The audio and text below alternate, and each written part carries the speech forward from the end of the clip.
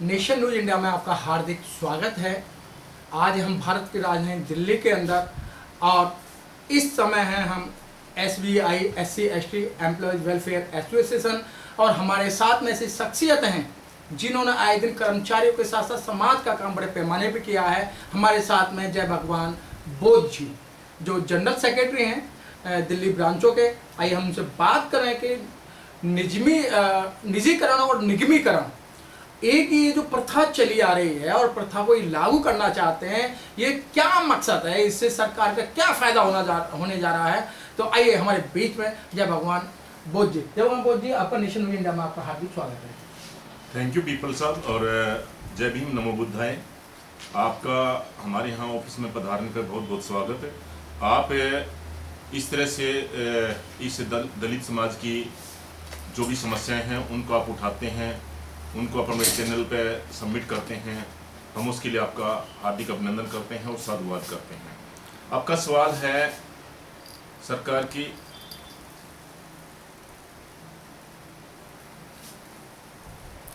Sir, क्या कारण है सरकार जो है अधिकतर जो फायदे वाले डिपार्टमेंट हैं या फायदे वाली ब्रांचेज हैं या फायदे वाली जो ऑर्गेनाइजेशन हैं इनको प्राइवेट और निगमीकरण निजी हाथ में क्यों देना चाहती हैं? पीपल साहब, बाबा साहब के सम्मानित किताब भारतीय संविधान में आर्टिकल 16A, जिसके तहत इस भारतवर्ष के अनुसूचित जाति जनजाति के जो लोग हैं उनको रिजर्वेशन मिला, उनको रिप्रेजेंटेशन मिला। उस रिप्रेजेंटेशन से हमारे जो गरीब तबके हैं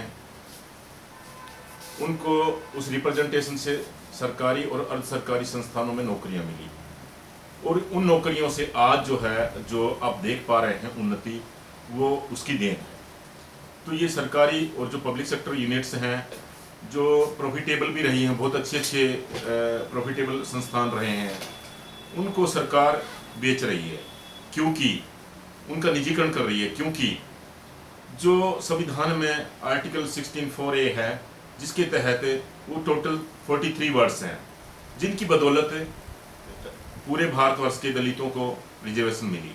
रिजर्वेशन के माध्यम से उनकी सामाजिक आर्थिक स्थिति में बहुत बड़ा बदलाव आया, उनकी शैक्षणिक स्थिति में बहुत बड़ा बदलाव आया और आ रहा है। तो सरकारें जो हैं वो इन तबकों के प्रति टोटली उदासीन हैं।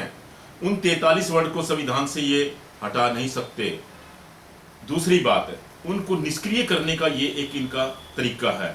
जो भी अच्छे संस्थान, सरकारी संस्थान हैं, पब्लिक सेक्टर यूनिट्स हैं, उनको निजी हाथों में दे रहे हैं, धन्ना सेठों के हाथों में दे रहे हैं। और उनको धन्ना सेठों को देने से वो क्या है, उन्हें प्राइवेटाइजेशन हो जाएगा, निजीकरण हो जाएगा जिसमें रिजर्वेशन नहीं है। ये बड़ा सीधा समाज के साथ धोखा है। सरकारें इस समाज के साथ पहले धोखा करती रही हैं और जो अभी सरकारें हैं वो भी बराबर उसी रास्ते पर चली हुई हैं कि इनको जो रिजर्वेशन के माध्यम से जो कुछ मिला तो वो हम खत्म करें ताकि ये समाज दोबारा से उसी हाशिए पे चला जाए और ये गुलाम हो जाए और ये हमारे जो पुरानी प्रथा थी, जो कुछ हम दें उसी पे आश्रित रहे। बड़ा सिंपल सा मेरा एक जो मैंने बताया अभी कि जो 43 वर्ड्स हैं, 43 शब्द जो संविधान में अंकित हैं आर्टिकल 16A के, उनको निष्क्रिय करने का ये एक तरीका है।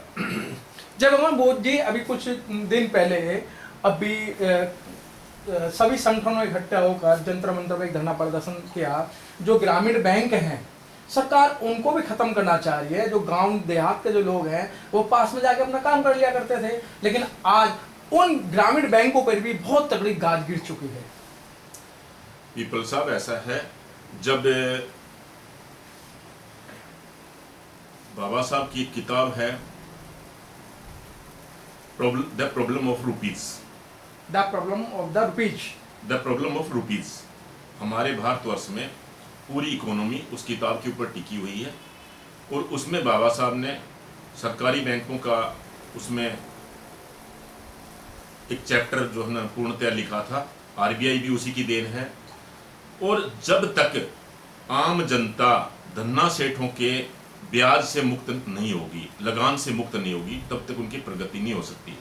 इस आस्था के साथ जो है ना प्राइवेट बैंकों का निजीकरण किया गया था। मेरे को याद है तत्कालीन प्रधानमंत्री श्रीमती इंदिरा गांधी ने 27 बैंकों का निजीकरण 1967 में किया था, जिसकी बदौलत जो बीमा कंपनियां थी उनका भी जो है ना सरकारीकरण किया गया और उनमें हमारे तबके के बहुत सारे कर्मचारी अधिकारी जो है उन कंपनियों में अपॉइंट किए गए। उनको जो 22.5% रिजर्वेशन थी SC/ST की, उसके तहत उनको अपॉइंटमेंट किया गया। इसके साथ ही एक दृष्टिकोण है। दूसरा दृष्टिकोण ये है फाइनेंशियल इंक्लूजन। सामाजिक निवेश जो है समाज के अंतिम छोर तक नहीं पहुंचेगा तब तक समाज की उन्नति नहीं होगी। ग्रामीण बैंक उसी का एक हिस्सा था कि ग्रामीण क्षेत्रों में जो ग्रामीण बैंक हैं वो खोले जाएं, जिससे आम गरीब मजदूर किसान की यहाँ तक बैंकिंग सुविधा पहुँच सके और वो जो है जो धन्ना सेठ लोग हैं उनकी चंगुल से बाहर निकल सकें, उनके जो मोटे ब्याज की दरें होती थी उससे बाहर निकल सकें और सस्ते लोन, सस्ती जो है ना सहायता, सस्ते ऋण किसानों को, मजदूरों को और जो खेती है किसान हैं उनको दिए जाएं, ताकि जो फाइनेंशियल इंक्लूजन है वो समाज के अंतिम छोर तक पहुंचे और लोगों को बैंकों की जो सुविधा है उसका लाभ हो। सरकार जो है ना उस लाभ को खत्म करके निजी हाथों में सौंप रही है। निजी हाथों में सौंपने से दोबारा से वही प्रथा चालू हो जाएगी। जो लाला लोग हैं, जो धन्ना सेठ हैं, वो मनमर्जी का ब्याज जो है वो गरीब लोग और गरीब तबकों से वसूलेंगे और फिर दोबारा से गुलामी की तरफ अग्रसर होंगे। यही सरकार का एजेंडा है। सर, अगर निजीकरण की तरफ जाता है तो ये SBI के कितने कर्मचारियों को इसका नुकसान भुगतना पड़ेगा? देखिएगा, इस time state bank of India में 2,60,000 के आसपास कर्मचारी हैं जो ऑन रोल हैं। इसके अलावा कुछ कॉन्टेक्चुअल हैं और कुछ कॉन्टेक्चुअल एजेंसी हैं जिनका हमारे पास ब्यौरा नहीं है। वो एजेंसी के जो कर्मचारी हैं वो भी स्टेट बैंक ऑफ इंडिया के साथ ही जो है ना काम करते हैं।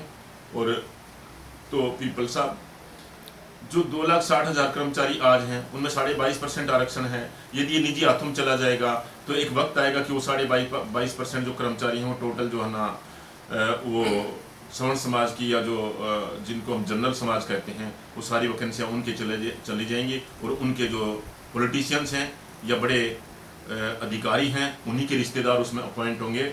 उसका नुकसान सवर्ण समाज के आम तबके को भी होगा। जय भगवान बोध जी, जिस तरीके से हम इन अधिकारियों से और ये मंत्रालय में बात करते हैं तो उनका सीधा सीधा जवाब आता है कि सरकारी जो कर्मचारी हैं, जो बैंक कर्मचारी हैं, वो काम नहीं करते। उनसे ज़्यादा प्राइवेट जो लोग हैं, जो ठेकेदारी में हैं लोग, वो काम ज़्यादा करते हैं। पीपल साहब देखिएगा, ये वही लोग हैं कहने वाले जो सामाजिक जो संरचना है उसको उनको ये पसंद नहीं, एक्सेप्ट नहीं, स्वीकृत नहीं। अन्यथा कोविड में आपने देख लिया था कितने प्राइवेट हॉस्पिटल थे, किसी ने भी जो है वो कोविड के जो मरीज थे उनका इलाज नहीं किया। पूरा का पूरा कोविड का इलाज सरकारी जो चिकित्सा प्रणाली थी, सरकारी अस्पताल थे, उनके ऊपर डिपेंड करता था। उसी प्रकार से कोविड के टाइम में सारे के सारे सरकारी बैंक उसी तरह से खुले रहे हैं और पूरी जनता को सुविधाएं प्रदान की हैं, सेवाएं दी हैं। और प्राइवेट बैंक थे, उन्होंने अपने मोस्टली जो है वो 1-2 विंडो खोल के और अपना एक नाम मात्र का काम कर रहे थे, उन्होंने पूर्णतया बैंकिंग नहीं की। जय भगवान जी, जिस तरीके पूरा ये जो चल रहा भारतवर्ष त्राही त्राही कर रहा है, इन सबको लेकर किसानों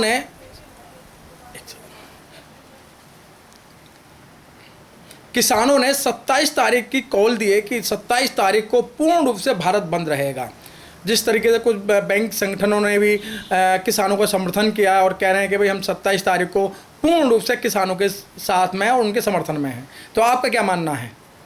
पीपल साहब देखिएगा, वैसे तो प्रजातंत्र है, कोई भी आदमी अपनी मांगों के विरोध में अपना प्रदर्शन कर सकता है, अपना जो है रोष प्रदर्शन कर सकता है।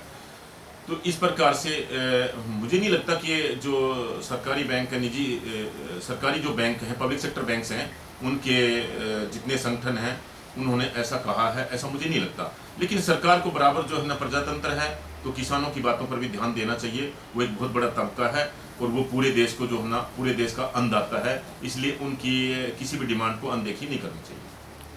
ठीक है सर।